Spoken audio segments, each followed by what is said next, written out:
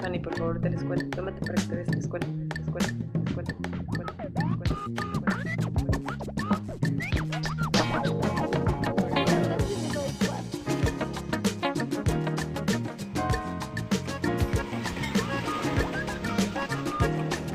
Damas y caballeros, gracias, thank you, gracias.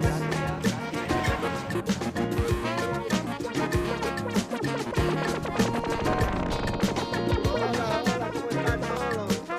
¿Todo bien? ¿Todo bien?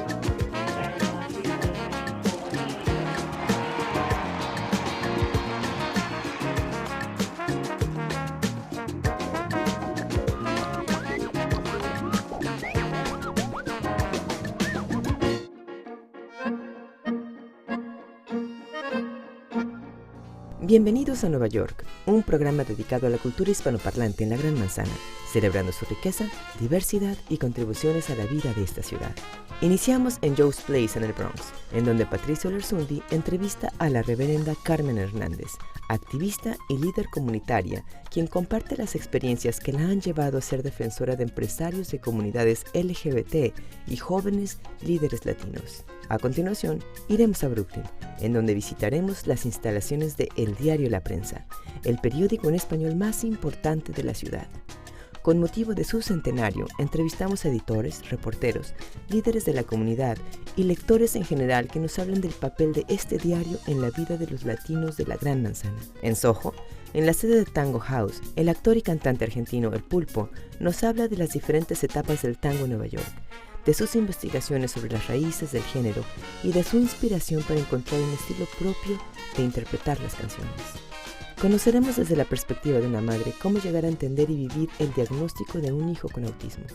Visitaremos la escuela preescolar Aim High y seremos testigos de la vida diaria de Simón y su familia. Luego, con Carmen Bollosa, vamos al Instituto Cervantes a encontrarnos con el legendario pintor peruano Fernando Cislo, figura clave del arte abstracto y surrealista latinoamericano. Fernando nos habla del París de los años 40, de la vanguardia artística latinoamericana y Octavio Paz, y de su forma de entender la pintura. Para finalizar, hablamos con el cubano Chucho Valdés, uno de los más celebrados pianistas y compositores de jazz, y quien reflexiona sobre la naturaleza de su obra musical y de la relación de los ritmos afrocaribeños y la música afroamericana. Y ahora, a disfrutar de Nueva York. Carmen es una mujer difícil de definir. Como reverenda de la Iglesia Metodista de la Resurrección, responde al llamado religioso para ayudar a los jóvenes. Como activista política, maneja la espada de la justicia para la comunidad hispana del Bronx. Carmen nos habla cándidamente de estas labores, incluyendo el hecho de ser la primera lesbiana hispana del Bronx, que continúa luchando contra la homofobia y el machismo todavía latente en esta sociedad. Reverenda Hernández, bienvenida a Nueva York. Gracias, profesor. Nacida en Puerto Rico, pero radicada desde los 6 meses en el barrio, luego en el Bronx. Soy parte de Estados Unidos como soy parte de Puerto Rico, pero más mi corazón está donde yo nací, en Río Piedra, Puerto Rico. Y en ese mundo bilingüe y multicultural, en la casa hablaban... O sea, hablamos los 2 idiomas. ¿Qué fue lo que motivó a convertirse en reverenda? Eso es otra parte. Yo era homeless también, porque la economía, perdí mi trabajo. Y en una librería cristiana en Castle Hill, aquí en el Bronx, ahí aprendí a ser humilde y ahí empezó el ministerio mío con los niños. Viviendo en una comunidad, la mayoría, o una gran parte de la población hispana, homofóbica y donde todavía existe machismo, especialmente entre la comunidad latina. ¿Cuál fue el factor que motivó el hecho de declarar abiertamente yo soy lesbiana? Bueno, resultó que una vez en mi propia sala yo estaba peleando con Dios por mi sexualidad porque no quería admitir que yo era lesbiana. Y ahí mismo Dios me habló, me dijo, sal, que yo te voy a enseñar que yo soy tu mismo Dios y que tú conociste. Y ahí cuando yo llamé a Elizabeth Gómez, que yo estaba debajo del ministerio de ella, y la llamé y yo dije, Liz, esto es lo que está pasando, estoy aceptando que soy lesbiana. Entonces ella hizo una reunión entre todos los obispos del Gathering Place y me senté con ellos y una que era que yo creía que era mi mejor amiga, Era una famosa cantante y ella me abandonó. Pero sí, el bipo que yo esperaba que me iba a crucificar fue que lloró y me dijo, Carmen, no te vayas lejos de nosotros. Yo sé que Dios está bregando contigo. Y él que fue, le dijo a Elizabeth Gómez, no la parte de ti, acéptala.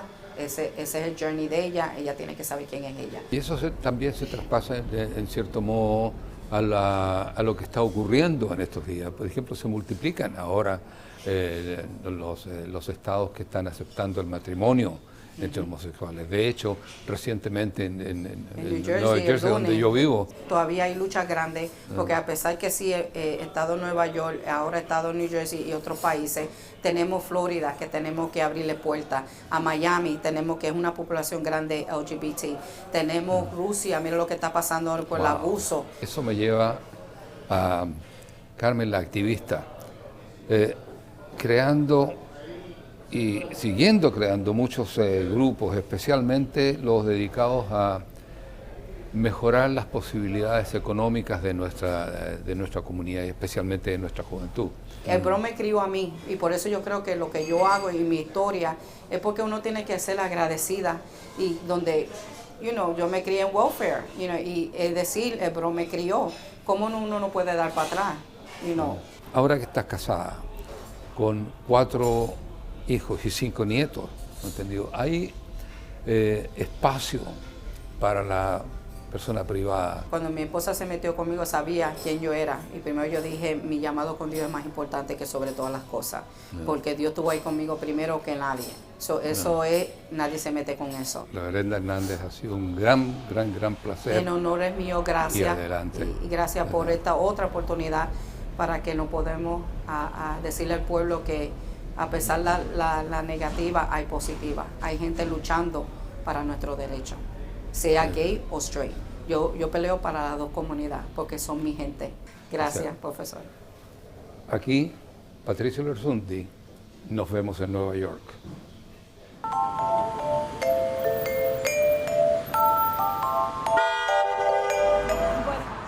Bueno, aquí en mi negocio sí. En el salón, a veces los clientes lo veo leyendo ese periódico. No sé con qué finalidad, si es buscando trabajo o qué, o maybe para informarse mejor. Pero sí, claro, los clientes aquí a veces entran con su periódico El Diario. La importancia del diario es el contenido útil en español, o sea, con la información que nuestra gente necesita. Yo soy de Ecuador. Yo estoy 20 años aquí. Es que es bueno saber porque nosotros estamos aquí y enterarnos de todo y estar así, saber lo que pasa aquí o en otros países también, qué pasa.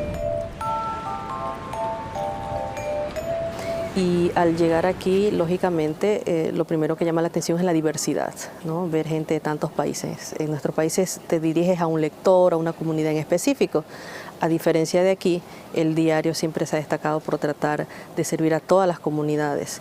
Como cualquier institución que lleva 100 años en Nueva York, hay que evolucionar, ¿no? con la migración. El diario La Prensa, desde que lo he conocido y mucho más antes de lo que conozco a través de su historia, ha sido un instrumento para el que recién llega, ¿no? Sobre todo que quiere conocer muchas cosas y aprender muchas cosas. Bueno, cuando yo vine a estudiar a la Universidad de Nueva York, New York University, ¿podías contar con los dedos de tu mano cuántos latinos eran estudiantes ahí? Pues el periódico me daba ese apoyo emocional de sentirme que yo no estaba sola aquí en la ciudad de Nueva York. La pauta la hemos marcado nosotros en términos de los medios de comunicación en español. Nueva York, selva de concreto, mi corazón guarda el secreto. En tus barrios latinos yo vi por primera vez las tradiciones de mis abuelos. Mi primera publicidad, mis primeras presentaciones al público fue a través del diario. Yo tocaba en la calle. O sea, que yo tenía un grupito de tocaba en las aceras. Un día llegó el diario y tomó una foto del grupito mío que tocábamos en la calle que se llama Los Dandies. Y ya cuando abuela ya se le estaba fallando la vista y eso, ella me pedía que lo leyera con dos propósitos. Uno de que yo aprendiera a leer en español y una para ayudarla, para que pueda saber lo que está pasando.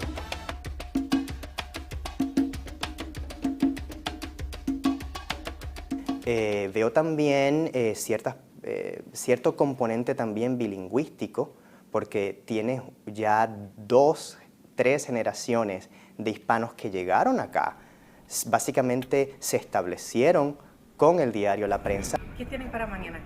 Siempre estoy atenta de cómo podemos cubrir la noticia desde el punto de vista de nuestra comunidad. Lo que creo que es más crítico es como cambiar la mentalidad y actitud sobre la noticia, que estamos en una época de 24/7, que se tiene que reportar inmediatamente o desarrollar historias únicas que sirven para el periódico.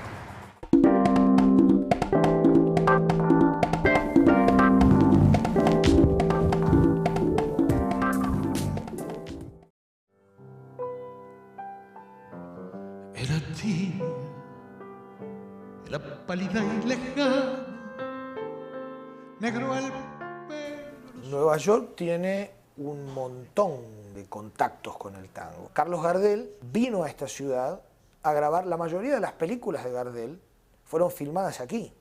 Entonces, 90 años más tarde casi, nos encontramos acá reinventando el tango, y lo reinventamos más que nada porque vivimos acá y porque es nuestra música, es la música que queremos hacer. Good evening, ladies and gentlemen. Welcome to Tango House.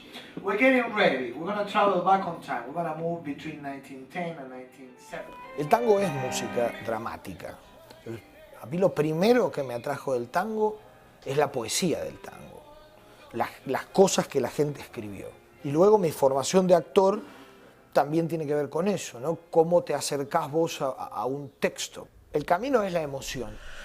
El recuerdo imposible de haber muerto en una esquina del suburbio. Cruzo el ciego. Yo me preparo para cantar cada tango como un actor se prepara para hacer su obra. Cada tango es como una mini obra y a mí me lleva un tiempo de preparación. Está bárbaro. La primera parte es ese momento que yo tengo para conmigo, tranquilo, cantando unos tanguitos, de paso voy vocalizando. Y me afeito. Tengo mi brocha, tengo todos mis productos y me afeito probablemente como se afeitaba Gardel. Después viene otra parte a la que yo estoy acostumbrado, que también me gusta, que es armar ese personaje desde afuera, maquillarte, meterte adentro. Entonces también empecé a incorporar eso, ¿no? Hay un ritual, hay una forma de vestirse, hay una forma de ponerte tu moño, arreglarte el cuellito, y todo eso te va armando el personaje. Luego, entre bambalinas, tengo mi micrófono y espero mi momento. Y cuando estoy esperando mi momento, trabajo con algunas cosas sensoriales. ¿Dónde estarán? Pregunta la elegía. ¿Dónde están nosotros? Como si hubiera una región que el ayer pudiera ser el hoy, el aún y el todavía. Borges hablaba de eso, los paraísos perdidos. Borges decía que el único paraíso que está dado a los hombres son los paraísos perdidos. A mí siempre me interesó eso. Entonces todo mi trabajo tiene que ver con la evocación. Ah, sos vos. Mirate. Se te ve tan bien.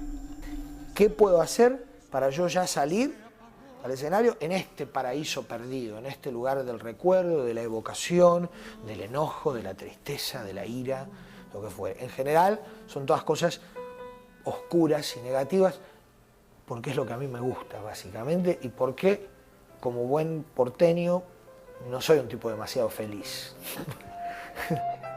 Why don't you sing something happier sometimes? Tango feliz. Como Santa Claus. No existe. En el mundo de la representación, para actuar, tenés que lograr empatía. Y eso se logra con honestidad. La gente tiene que sentir ese fluir de emociones. Y tiene que venir de primera mano. La persona tiene que sentir, el público tiene que sentir que ese tango se está inventando ante sus ojos, se está cantando por primera vez. Si estás realmente conectado con esas emociones que querés transmitir, sentís la devolución de la gente. Cuando lográs ese silencio, ¿no? Expectante, se revive el mito en ese momento y se recrea. Ese es mi trabajo.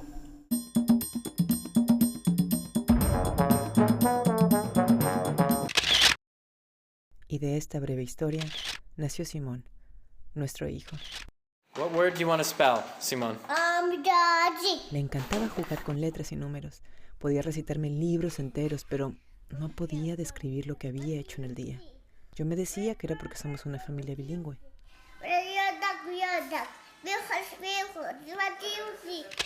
Natalia, su hermana, nació y Simón tenía 3 años y medio. ¿Qué estás haciendo, Casi siempre prefería jugar solo. ¿Estás ocupado? ¿Y cuando estás ocupado no puedes hablar o sí puedes hablar? No. Lo encontraron dentro del espectro autista. Lo que antes veía como parte de su personalidad, ahora lo veía como una obsesión. What train do you want to go on?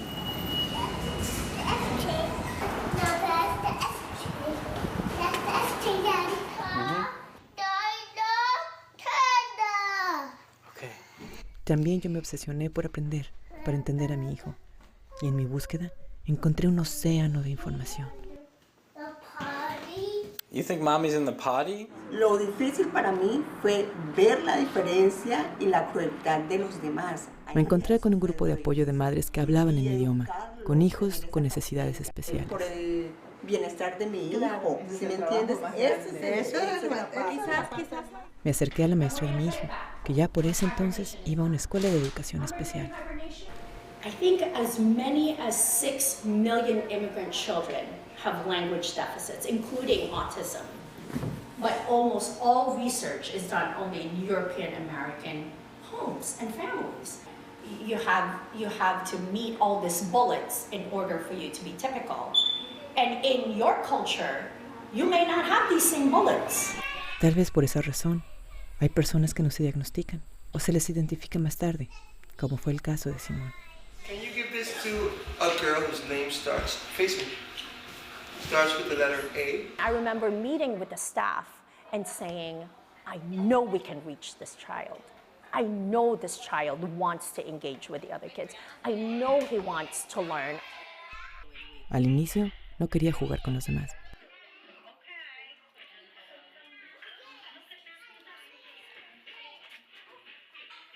Y si interrumpía su actividad, se ponía muy mal. So what we did at the Kitchen Center was we created a social story. So we read this story to him, we acted it out, and eventually we were able to fade the story out, fade the verbal prompt, so he generalized. Will you be my facial creator? Yes. Nice looking at him. Simón, ¿dónde estamos? Dime dónde estamos, corazón. Invitamos a algunos amigos a vacacionar con nosotros. Can I know why you don't want to play with the kids? Simón, can you tell me why you don't want to play with the kids? Because they're swimming in the pool and it's going fast. There were so many moments when you had to step away and you had to be, with Simone and doing something different. And I kept wondering, is that frustrating? How does that make you feel? Because es difícil ver a mi hijo en relación con otros niños de su edad y entender que él tiene otras necesidades, otros intereses. Y a veces hay momentos de avance. Simone was going down the slide and he stopped, and we'd been trying to get him to pay attention to his friends and he wouldn't. And he stopped at the top and he looked over and he saw Ayan. He was like, Ayan! Ayan! And Ayan looked at him and he said, Ayan, look at me! And he went down the slide, and I remember telling you when you celebrated. Para mí, que es tan importante tener una vida social activa, me es muy difícil entender a mi hijo. Y me es más difícil aún imaginarme su futuro. ¿Tendrá amigos? ¿Alguien con quien compartir? alguien que lo entienda. Todo esto me genera mucha angustia y solo espero que él pueda encontrar su camino.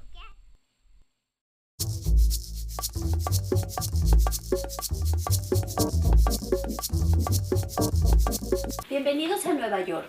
Soy Carmen Boullosa. Hoy tenemos de invitado al gran Fernando de Cislo. Su obra está presente en los museos del mundo entero. Es uno de los grandes artistas universales y orgullosamente latinoamericano, el peruano Fernando de Cislo. Fernando, muchísimas gracias por su tiempo. Estamos aquí en el Cervantes porque hay una exposición de Cislo. Es una antología de los grabados que he hecho en mi vida. Hay un grabado que lo hice en París el año 50, o sea que tiene 64 años, más que mis hijos. Y hay uno que he hecho este año. Y en esta antología vista a la distancia, ¿recorre una misma temática? Yo lo único que he tratado es de hacer un cuadro que tenía adentro de mí y toda mi vida he intentado sacarlo, o sea que mi pintura no ha cambiado demasiado. Quizás con la experiencia los medios se han refinado, quizás, ojalá, pero en todo caso lo que he tratado de sacar está ahí adentro y sigo intentando sacarlo. Es una cosa que uno trata de agarrarlo en la oscuridad, ¿no es cierto? La pintura es como la música, es un lenguaje que no es traducible y entonces por eso es que es más abstrusa que los otros artes, ¿no es cierto? Porque usted no puede explicar un cuarteto de Schubert, no puede explicar un Rembrandt. El arte siempre ha sido un experimento de complicidad, ¿no es cierto? El espectador tiene que poner de su parte para poder abrir la llave que le revela el misterio. El misterio. Vayamos ahora a París, a ese París mítico que era la capital del arte universal. Del mundo, sí. Yo me casé con Blanca Varela. Ajá. Y nos fuimos ese mismo día, tomamos un barco que demoró 28 días en llegar a Francia, porque va toda la costa del Pacífico, cruzar el canal de Panamá y llegamos a París sin un centavo, por supuesto. Tenía $90 mensuales para vivir, o sea que me gastaba $30 en cigarrillos, $30 en el hotel y el $30, el resto era comer, comprar material de pintura, ir al cine, etc. O sea que era una vida muy dura, pero sin embargo los recuerdos más ricos de mi vida se deben a esos 6 años que pasé en París. El gran primer acontecimiento fue conocer a Octavio Paz. Cuando conocimos a Octavio, Octavio nos dijo, nosotros queremos reunirnos todos los jueves en el Café Flor porque pienso hacer una revista de latinoamericanos en París.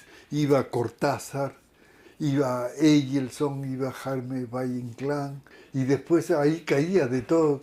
Los que pasaban. Los que pasaban. Eso nunca resultó en una revista, pero resultó una amistad que duró toda la vida, pues. Nosotros estábamos tan decididos a cambiar a América Latina y algunos nos dimos cuenta que era imposible hacerlo si no estábamos desde el Café de París, desde el de Magón no se podía hacer.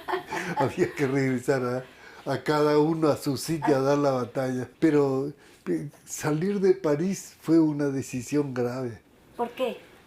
Porque era escoger entre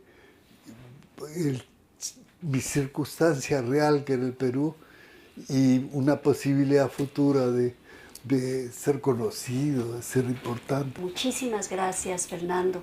Gracias a ustedes por acompañarnos. Soy Carmen Boullosa. Hasta la próxima.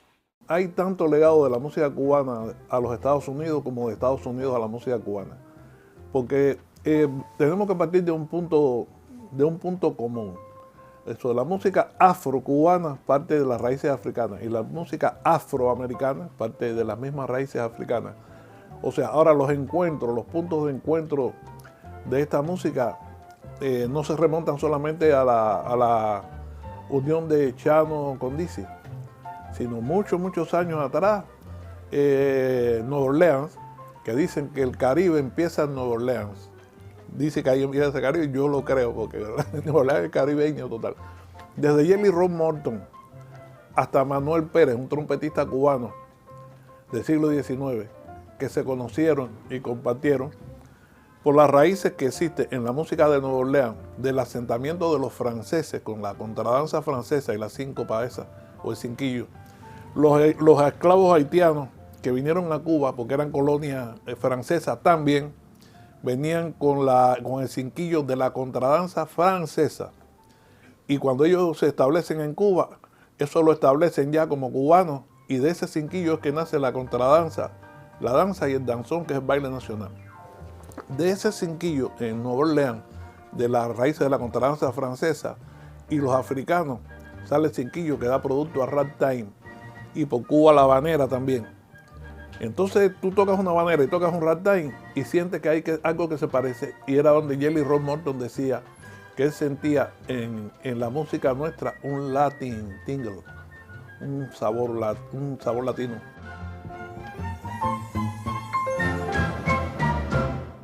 El Juana 1600 es la historia de los africanos. Cuando llegan a Cuba, en 1600, y Cuba no era el nombre que le pusieron los españoles. Cuba se llamaba Juana. Ese es el nombre de Cuba que le puso Colón, Juana. Ese es el nombre de la isla. Después cambió por Cuba. Y entonces por eso Juana, que es el nombre real de Cuba, y 1600 en la época que entraron las raíces africanas.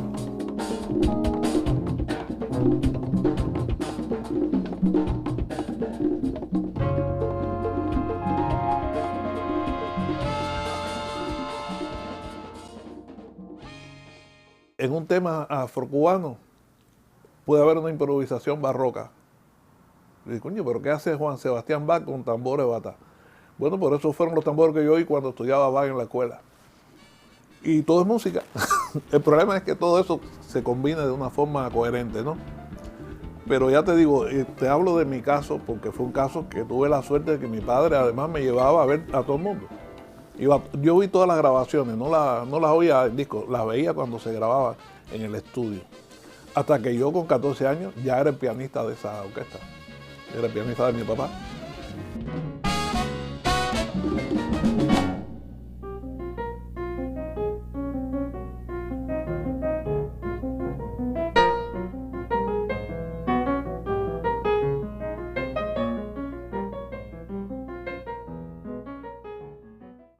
Según, hemos investigado a finales del siglo XIX, unos 700 comanches, estos fueron a Cuba, fueron como deportados a Cuba y estuvieron viviendo en las partes orientales de la isla, y ahí hicieron familias, inclusive se mezclaron y todo, y salieron cosas, ¿no?, musicales de la unión de ellos con los africanos o los afrocubanos. Entonces hice un tema con elementos de música de los indios comanche y la música de los yorubá, y entonces le titulé Afrocomanche.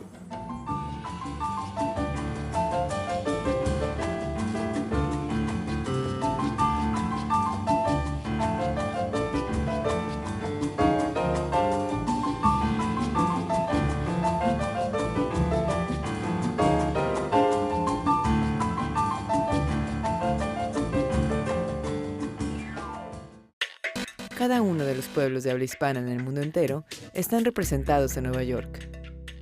Contáctanos www.kun.tv/Nueva York.